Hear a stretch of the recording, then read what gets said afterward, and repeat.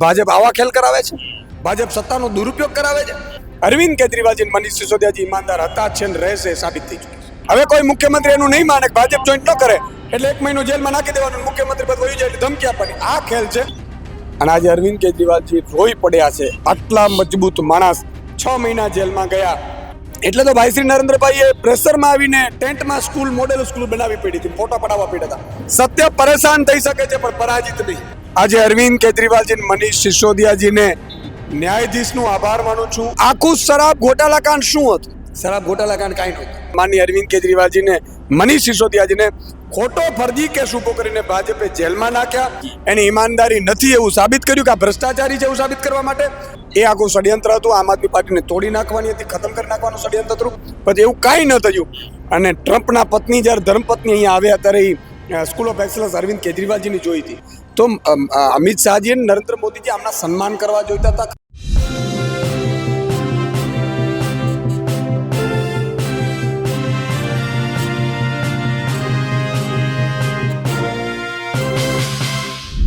આપણી સાથે ઈસુદાન ગઢવી છે ને ઈસુદાન ખંભાળિયામાં છે.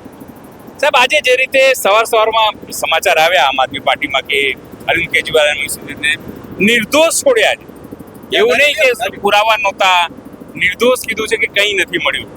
કેટલું મોટું બુસ્ટઅપ છે આમ આદમી પાર્ટીને ગુજરાતમાં.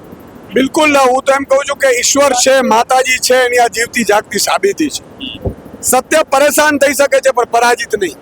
કૌરવોની સાથે સેનાઓની સેનાઓ હતી, યક્ષિણી સેનાઓ હતી અને પાંડવો સાથે માનનીય એક ભગવાન હતા અને એ ભગવાનના કારણે, સત્યના કારણે સત્યની જીત થઈ. આજે અરવિંદ કેજરીવાલજી મનીષ સિસોદિયાજીને ન્યાયાધીશનો આભાર માનું છું, ન્યાયાલયનો આભાર માનું છું. અને પ્રસ્થાપિત થાય છે કે આપણે ત્યાં અદાલતો છે અને એમને નિર્દોષ જાહેર કર્યા છે. આ આખું શરાબ ગોટાળા કાંડ શું હતું? શરાબ ગોટાળા કાંડ કાંઈ નહોતું. પણ અરવિંદ કેજરીવાલજી મનીષ સિસોદિયાજીની ઈમાનદારીના કારણે આખા દેશમાં આમ આદમી પાર્ટી ઉપડી ગઈ હતી. આમ આદમી પાર્ટી સેટિંગમાં પડતી નથી અને કોંગ્રેસથી પણ આમ આદમી પાર્ટી આગળ નીકળી જઈ અને કેન્દ્રમાં સત્તા મેળવે તો તમામ લોકોનું ભલું થઈ જાય, વીજળી ફ્રી થઈ જાય, સ્કૂલો સારી થઈ જાય, તો બધા લોકો જાગૃત થઈ જાય. બધા લોકો જાગૃત થઈ જાય તો પછી આ લોકો જે ધર્મના નામે અને ભાઈઓના નામે ઝઘડાવે છે, જ્ઞાતિ જાતિના નામે, એ પછી બંધ થઈ જાય. એટલા માટે થઈને માનનીય અરવિંદ કેજરીવાલજીને મનીષ સિસોદિયાજીને ખોટો ફરજી કેસ ઉભો કરીને ભાજપે જેલમાં નાખ્યા. એની ઈમાનદારી નથી એવું સાબિત કર્યું કે આ ભ્રષ્ટાચારી છે એવું સાબિત કરવા માટે.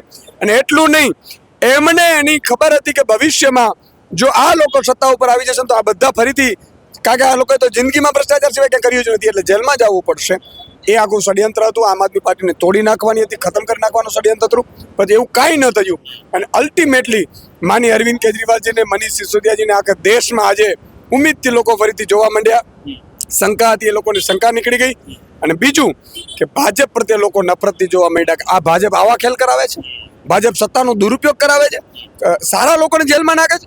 ખરેખર તો મનીષ સિસોદિયાજી જે શિક્ષણ મોડેલ ઊભું કર્યું તો આખા દેશમાં એની ચર્ચા થવા માંડી હતી. અહીંયા મનીષ સિસોદિયાને અમે લઈ આવ્યા હતા અને સ્કૂલો જોઈ અને વિઝિટ કરી હતી મનીષજીએ ગુજરાતમાં. એટલે તો ભાઈ શ્રી નરેન્દ્રભાઈએ પ્રેશરમાં આવીને ટેન્ટમાં સ્કૂલ, મોડેલ સ્કૂલ બનાવી પડી હતી, ફોટા પડાવવા પડ્યા હતા. પછી એમને થયું કે આ લોકોને જ ખતમ કરી દો. મનીષ સિસોદિયાજીને શિક્ષણ મોડલનો ન્યૂયોર્ક ટાઈમ્સે ઉલ્લેખ કર્યો હતો. અને ટ્રમ્પના પત્ની જ્યારે ધર્મપત્ની અહીંયા આવ્યા ત્યારે સ્કૂલ ઓફ એક્સલન્સ અરવિંદ કેજરીવાલજીની જોઈ હતી.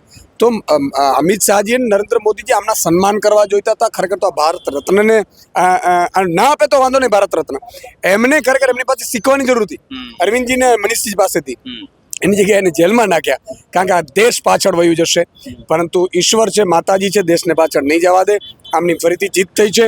અરવિંદ કેજરીવાલજી મનીષ સિસોદિયાજી ઈમાનદાર હતા છે અને રહેશે સાબિત થઈ ચૂકી છે. ખાસ કરીને ગુજરાતમાં આગામી દિવસોમાં સ્થાનિક ચૂંટણીઓ છે અને પછી વિધાનસભા ચૂંટણી, કેટલો મોટો બુસ્ટઅપ મળશે આમ આદમી પાર્ટીને ગુજરાતમાં હવે? બિલકુલ, આને લઈને અમે હું પ્લાનિંગ કરી રહ્યા છીએ કે તમામ ગામડાઓમાં અને તમામ મહોલ્લામાં આને લઈને મિટિંગો કરીએ, લોકોને સમજાવીએ કઈ રીતે ભાજપે સત્તાનો દુરુપયોગ કરીને ઈમાનદાર નેતાઓને જેલમાં નાખ્યા હતા. અને તમે બધા શંકામાં હતા કે આ લોકો બેઈમાન છે, આ બેઈમાન છે, આ બેઈમાન છે. તો એનો જે સાચી માહિતી છે લોકોની વચ્ચે પહોંચાડવાનો આમ આદમી પાર્ટી પ્લાન કરશે. આજે તો બધી ઉજવણી કરી રહી છે. તાલુકા જિલ્લામાં પણ ચૂંટણીઓમાં ખૂબ લોકોનો સહયોગ મળશે. ગુજરાતમાં પણ કેટલાક લોકો શંકા કરતા હતા અરવિંદજી ભ્રષ્ટાચાર છે, અને આજે અરવિંદ કેજરીવાલજી રોઈ પડ્યા છે. આટલા મજબૂત માણસ 6 મહિના જેલમાં ગયા અને આ લોકોએ શું કર્યું? 6 મહિના જેલમાં ગયા, રાજીનામું ન આપ્યું, જેલમાંથી બહાર આવીને પછી રાજીનામું આપ્યું.